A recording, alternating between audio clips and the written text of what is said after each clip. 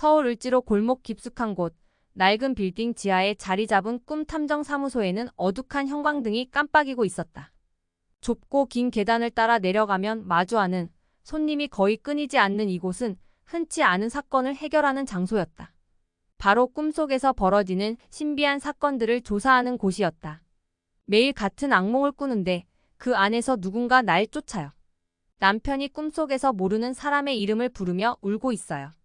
새벽마다 깨어나면 이상한 숫자들이 머릿속을 맴돌아요.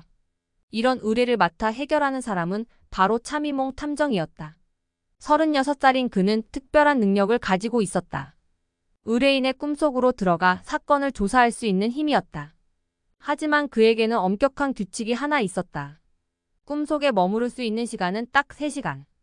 그 시간을 넘기면 현실로 돌아올 수 없다는 경고였다. 어느 날 의뢰인 중 연로한 노신사가 탐정사무소의 문을 열었다. 그의 얼굴에는 근심이 가득했다. 제 손녀가 벌써 3개월째 잠에서 깨어나지 못하고 있습니다. 병원에서도 원인을 찾지 못해 이렇게 찾아왔습니다. 미몽은 곧 상황의 심각성을 깨달았다. 꿈속에서 깨어나지 못한다는 것은 단순한 꿈 문제가 아닌 누군가 의도적으로 꿈을 조작했음을 의미했다. 이 사건은 위험이 따를 것임을 느끼며 미몽은 조수 해몽과 함께 조사에 착수했다. 해몽은 현실에서 미몽의 꿈을 모니터링하고 시간을 재는 역할을 맡고 있었다. 미몽 씨, 이번 사건은 뭔가 다릅니다. 조심하세요. 미몽이 병실에서 깊은 잠에 빠진 소녀의 손을 잡자마자 그와 동시에 꿈의 세계로 빨려 들어갔다. 눈을 떠보니 그곳은 거대한 도서관이었다. 천장이 보이지 않을 정도로 높고 마치 미로처럼 이어진 서가들이 가득했다. 이곳은 누군가의 기억을 모아둔 도서관이군. 이곳에서 미몽은 이상한 점을 발견했다. 도서관의 책장에는 단 하나의 날짜만 적혀 있었고 수많은 책들이 모두 같은 날짜의 기억을 담고 있었다. 그 날짜는 3개월 전 소녀가 깊은 잠에 빠진 바로 그날이었다. 해몽의 목소리가 멀리서 들려왔다. 미몽 씨, 1시간 남았습니다. 미몽은 발걸음을 재촉해 도서관을 누비기 시작했다. 그때 정체 모를 남자가 나타났다. 남자는 미소를 띠며 말했다. 드디어 오셨군요, 탐정님. 미몽은 남자의 분위기에 어딘가 익숙함을 느꼈다. 당신은 누구죠? 나는 꿈 건축가라오. 사람들의 꿈을 디자인하고 보존하는 일을 하지요. 특히 이 아이의 꿈이 너무 아름다워서 영원히 남기고 싶었습니다. 이 꿈이 영원히 지속되면 이 아이는 가장 행복한 기억 속에 머물게 될 겁니다. 정말로 이걸 깨워야만 하나요? 미몽은 단호하게 대답했다. 꿈은 기억을 보존하기 위한 게 아닙니다. 우리는 꿈을 통해 자라고 새로운 꿈을 꾸어야 합니다. 해몽의 목소리가 다시 들렸다. 30분 남았습니다. 빨리 돌아오세요.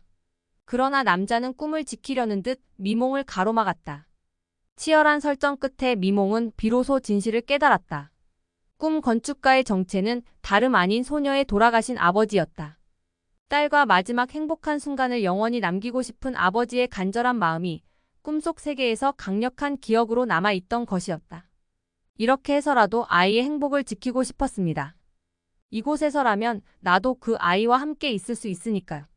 하지만 미몽은 고개를 저으며 말했다. 이 아이가 정말 필요한 건 꿈속의 행복이 아니라 현실에서 새로운 하루를 살아가는 거예요. 행복했던 기억은 마음에 남겨두고 이제는 현실로 돌아갈 수 있도록 해줘야 할 때입니다. 해몽이 마지막으로 경고했다. 5분 남았습니다. 미몽은 아버지의 손을 잡고 마지막 설득을 시도했다. 당신의 사랑은 충분히 아이에게 닿았습니다. 아이가 현실로 돌아가 더 많은 추억을 만들 수 있도록 보내주셔야 해요. 꿈속에서 아버지는 긴 침묵 끝에 눈물을 흘리며 도서관의 문을 열었다. 소녀는 그 순간 깨어났고 미몽도 무사히 현실로 돌아올 수 있었다. 그 후 꿈 탐정 사무소에는 작은 변화가 생겼다. 꿈 건축가가 남긴 도서관의 한 책장이 사무소에 놓여 있었고 그 안에는 다양한 사람들의 이야기와 추억이 새겨진 책들이 꽂혀 있었다.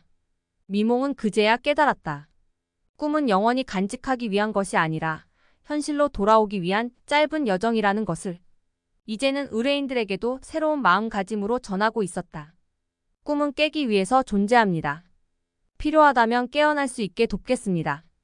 밤이 되면 을지로 골목길의 네온 사인이 꿈 탐정 사무소의 간판을 비추었다. 간판은 여전히 낡고 깜빡였지만 이제는 누군가에게 필요한 길잡이가 되어주고 있었다.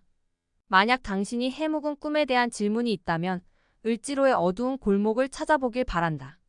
형광등 아래에서 차미몽 탐정이 당신을 기다리고 있을지도 모른다.